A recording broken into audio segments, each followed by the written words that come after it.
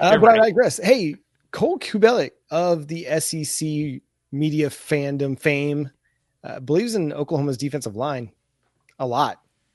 We'll discuss that coming up next on Locked On Sooners.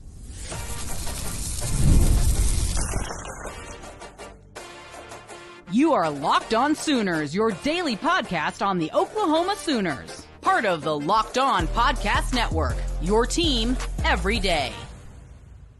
Thanks again for making Locked On Sooners your first listen every single day. Shout out to all the everydayers out there. Tune in and subscribe to the show wherever you get your podcast. We're part of the Locked On Podcast Network, your team every day.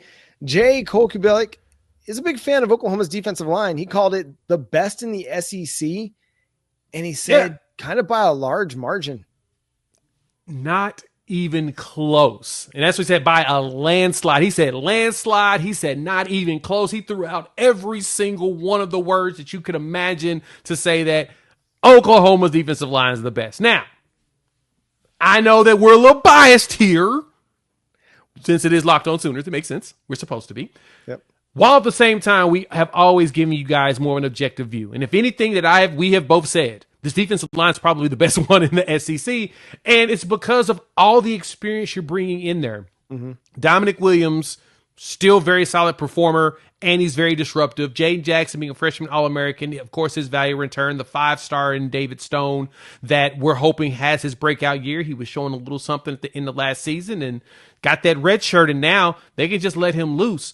And that was kind of the stuff that Cole was pointing out on top of everybody else in the SEC. Like, he did his top 5 defensive lines in the SEC. One is Oklahoma. He had Texas at 2. I think he had like Florida, Georgia, and South Carolina on there.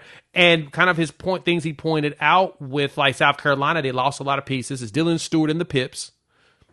Makes sense because I don't think anybody outside of South Carolina fans can actually tell you who's on that defensive line besides Dylan Stewart. And that tells you a lot. But for Oklahoma, people can point out Jayden Jackson. They know the name David Stone. They know Dominic Williams. And then, of course, Marvin Jones Jr. coming in as a transfer, which gives you just an additional component. And then R. Mason Thomas. We talk about him all the time because he had 9 sacks last year, 6 of them coming in SEC play, John. So when you look at it that way, it makes sense. So let me ask you this. When it comes to Oklahoma's defensive line, Cole talked about who he felt like was the one that really stuck out the most. Who do you think is that person that helps put Oklahoma over the line to make them the best defensive line in the SEC? I know, right? It's tough. This might come as a surprise to you, but I think it's Grayson Halton. That's who I was thinking too. That's the exact same, and that's who Cole was saying as well. So I figured you was in that exact same alignment.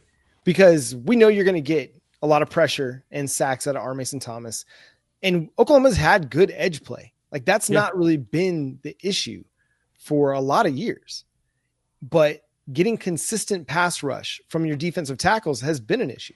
Having a guy like Grayson Halton with his quickness, his athleticism, his ability to just dart through the line of scrimmage when they're one gapping with him, it's really, really strong. Like, he's got the kind of ability that gets you paid at the NFL level.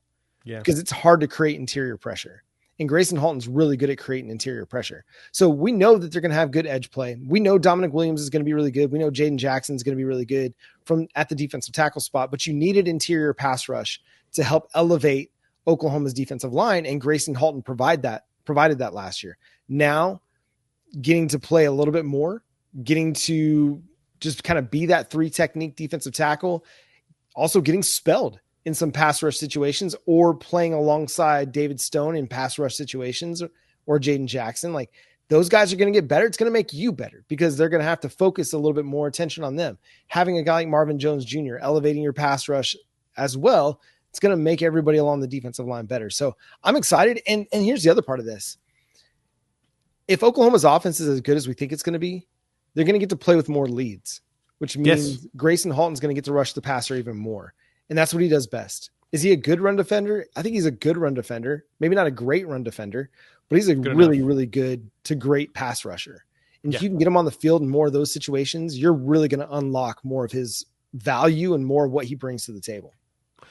100% agree with you on that. And what thing we did see also coming into here is that these dudes are bulking up. Defensive line in the trenches has gotten big.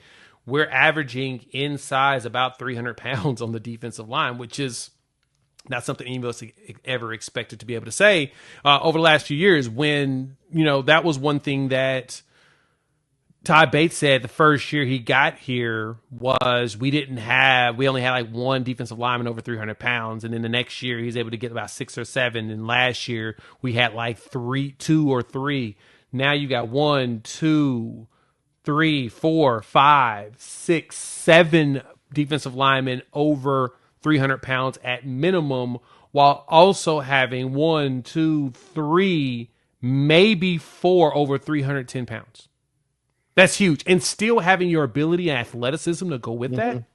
That's a difference maker for what Oklahoma's trying to do on the defensive line. And so when Cole, who we know watches the games, who we know watches a bunch of film, he has those threads like I think it's like on Sunday when he goes through and rewatches every single game.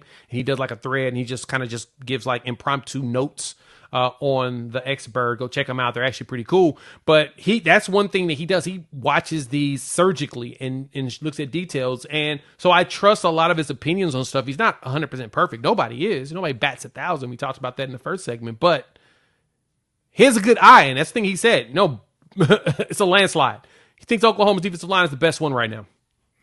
I mean, and I think given everything they're bringing back, that they're bringing back R. Mason Thomas and Grayson Halton and Dominic Williams and Jayden Jackson, guys who were significant contributors to this team last year. And then you're going to see a better David Stone as he has a second offseason in the system, developing with Todd Bates, getting stronger, getting bigger, getting quicker. He's going to take on a significant role as part of that defensive tackle rotation. And then again, you add in a guy like Marvin Jones, you get further development out of Danny Okoye and Wyatt Gilmore and PJ Adebaware and with Taylor Wine, and you see these guys continue to develop. You're only developing the whole talent of the defensive line. And I really do think that having an offense that can keep them in some neutral game scripts and put them on the positive side of things, that's going to just unlock what Brent Venables wants to do even more. Like Brent Venables wants to attack. He wants to get his team downhill. A lot of it, he wants to be able to blitz and rush the passer. And it's, when you get a 10-point lead in the third or fourth quarter, go back and watch that Alabama game and just look at the way that those guys are rushing the passer because they know they don't have to worry about the run so much. Do they have to worry about Jalen Milroe running? Yeah, but they're just having to worry about the quarterback. Yep. And he's saying, go get quarterback. And they're like, me get quarterback. And it's as simple as that. That is a defensive lineman's best friend, is when they have an offense that can get them a lead. And the Oklahoma Sooners are going to play with the lead far more this year than they did last year. 100% agree. Yep. Best defensive line in the SEC. We've said it. Cole Cubelic said it. Over the next few months, other people are going to start saying it. So don't be surprised. It's going to come. We got to live up to expectations. When they ball out, don't be surprised. Yep. Don't be shocked. We tried to told you. Yep. Because they're going to ball out. It's coming. The fire is rising, as they said. But anyway, that's going to do it for today's episode of Locked On Sooners. Thanks so much for tuning in, being a part of the show. Subscribe to the show wherever you get your podcasts. We're free and available on all podcast platforms and on YouTube. So hit that subscribe button, hit that notification button to let you know when new episodes drop. Follow Jay at Unfair Sports. Go check out his channel, Unfair Sports, over on YouTube. You can follow me at John9Williams. You can read my work covering the Sooners over at SoonersWire.com. The show is at Locked On Sooners on all of your favorite social media platforms. But until next time, he's Jay Smith. I'm John Williams. We'll talk to you then. Boomer Sooner. And that's the beauty of it. The biggest win we had in the offseason was getting David Stone to come back. Yep. And retaining all that defensive talent. All of it. All of it.